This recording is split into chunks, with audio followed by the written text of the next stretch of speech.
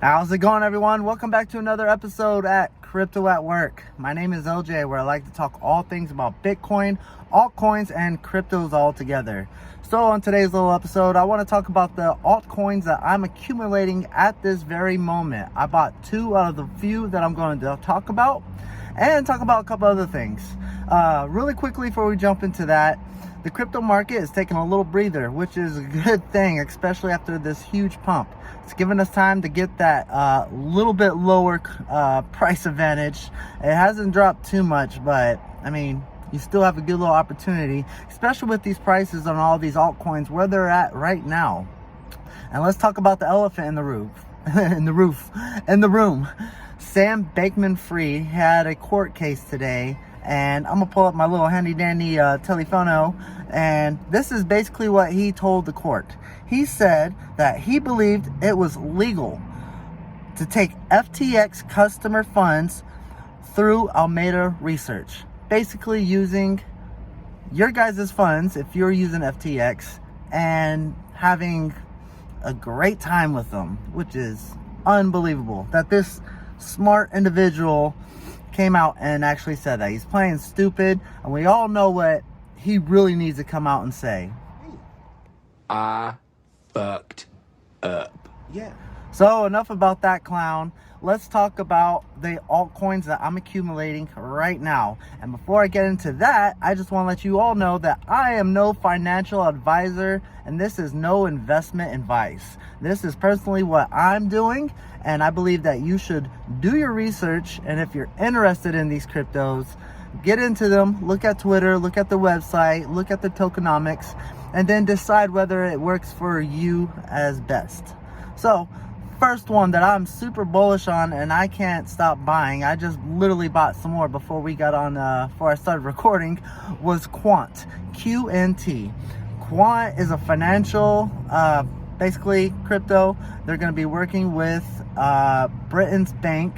One thing that I don't like about it is, yes, they are looking to work with CBDCs. Not a fan. Don't want to personally see those come out, but what I'm here for right now, especially with Quant, is I'm using them to actually make money. I'm not in there for the long run. That's not my Bitcoin. But Quant right now is sitting a little over $100. I got very lucky and I waited and I hit the bottom. Actually, I was super stoked, and I got in around $88, about $93.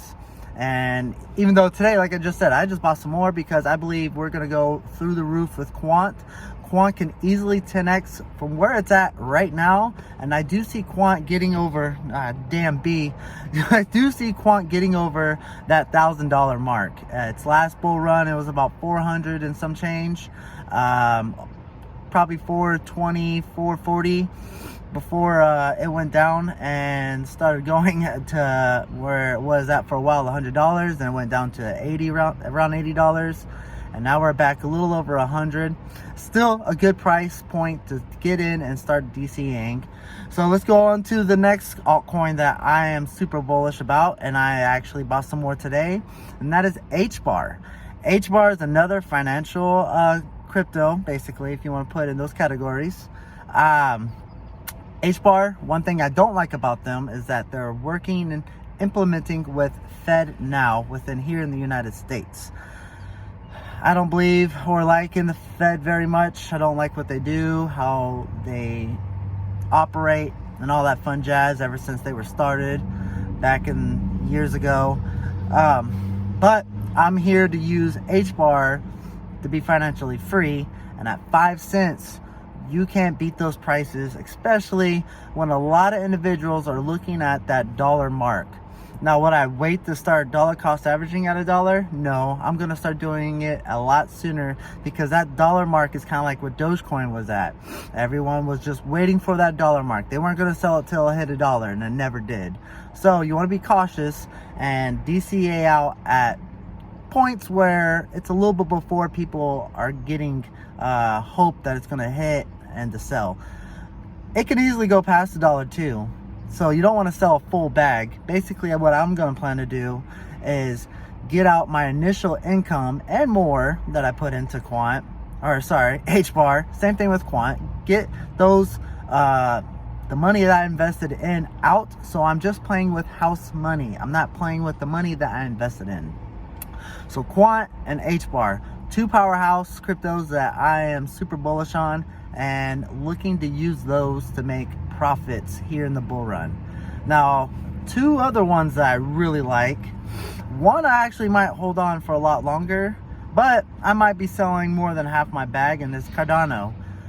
Can't be mad about Cardano. It's still under 30 cents right now. They are one of the top blue chip cryptos out there, and kind of like HBAR, they're underneath $1, and for small investors that looks a lot nicer, and I guess you could say sexier to invest in, because they want a full coin of something. Unlike Quant, QNT, where it's a little over $100, and not a lot of people will probably invest. When I say a lot of people, I mean the small retail investors. Quant is probably going to get the bigger investors and institutions in to spend the money.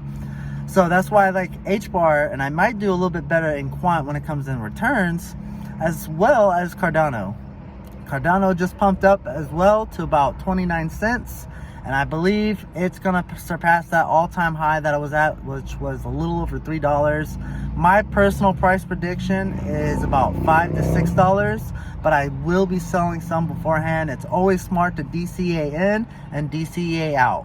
Get that money you invested in, lock that out, and then now you're just playing with house money. And the last one that I like to bring up, and it's been on a tear, is Solana. Now, a lot of people don't like Solana for different reasons. The power outages that they had about a year ago, a lot of big money gets into them, and then the FTX FUD that got around. They're still getting a lot of money and a lot of business, and they're still cheaper than Ethereum, so a lot of people are still using Solana. And again, I believe Solana will be one of the blue chips that will surpass its all-time highs, which is a leap away from right now. I mean, we're in 30 something dollars, 31, 32, and its all-time high last time was about 250, I believe. That's a huge still push. Even if Solana just gets up to $100, $150, that is a nice profit from where it is right now, and that's pretty low and conservative to think that that's where Solana will just end up, especially with this bull run. So for me personally, right now, the 4 altcoins that I've been accumulating, one of my biggest bags is Cardano, Solana, and 2 that I bought some more today was HBAR and Quant. And before I end the video, I just want to get into Bitcoin. People think that Bitcoin, it might be a little too expensive to get in right now. They're like, oh, it just did a huge jump from about 26,000, it hit 35, and now we're somewhere between 33 to 32,000. Probably creeping up to 34 after this video gets out. That's dirt cheap, because after every Bitcoin halving, Bitcoin never gets down to the low where it was before. The low of this year was about 16,000. I don't see Bitcoin getting under 30,000 after the next bull run.